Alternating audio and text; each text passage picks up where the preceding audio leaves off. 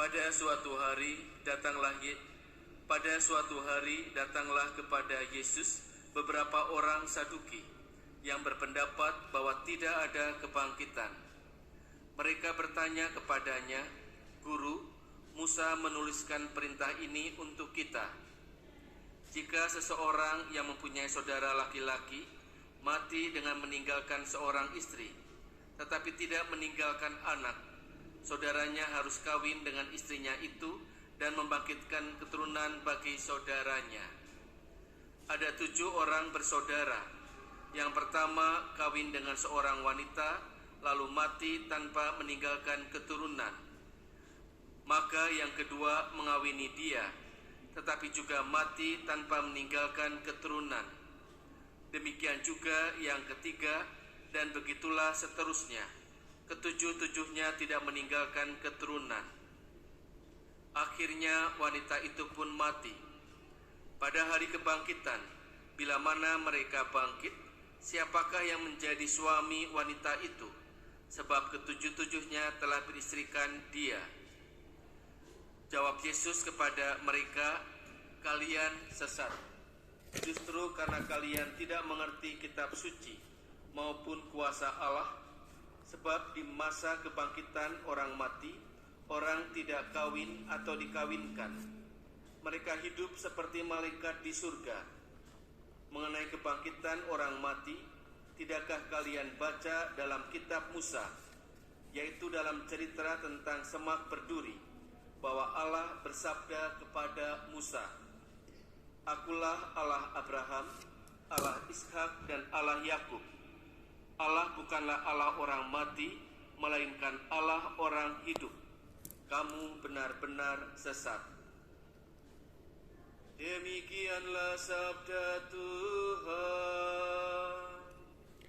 Terpujilah Kristus.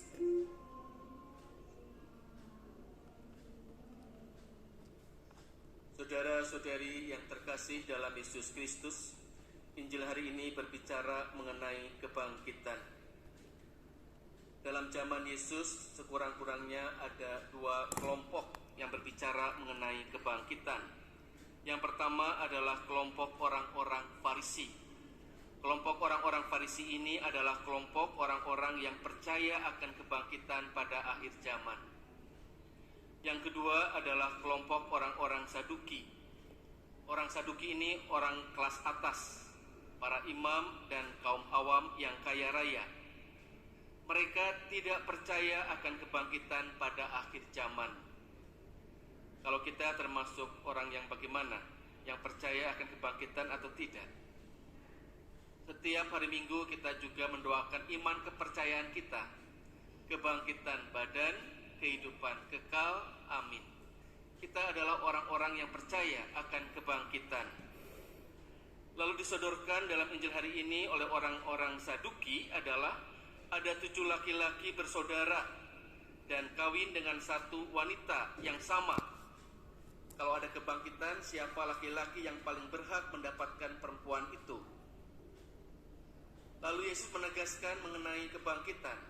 Dikatakan bahwa kebangkitan bukan perpanjangan hidup di dunia yang ada unsur jasmani dan rohani, tapi suatu kehidupan yang baru yang tidak lagi memerlukan hal-hal jasmani, ya.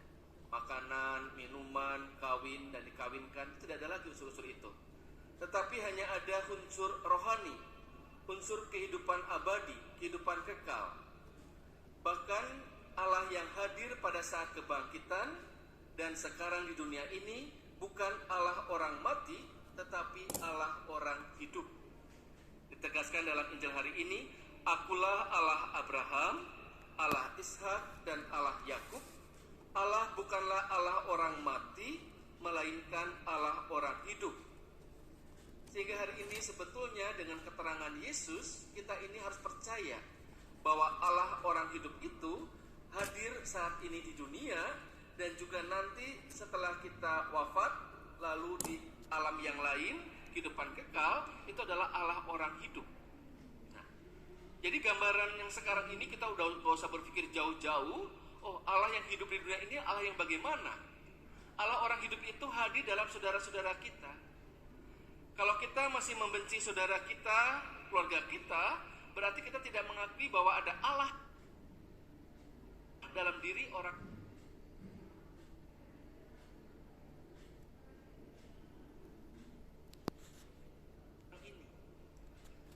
Kalau kita juga membenci orang miskin, berarti kita sendiri membenci Allah, tidak percaya akan Allah yang hidup di dalam orang miskin itu.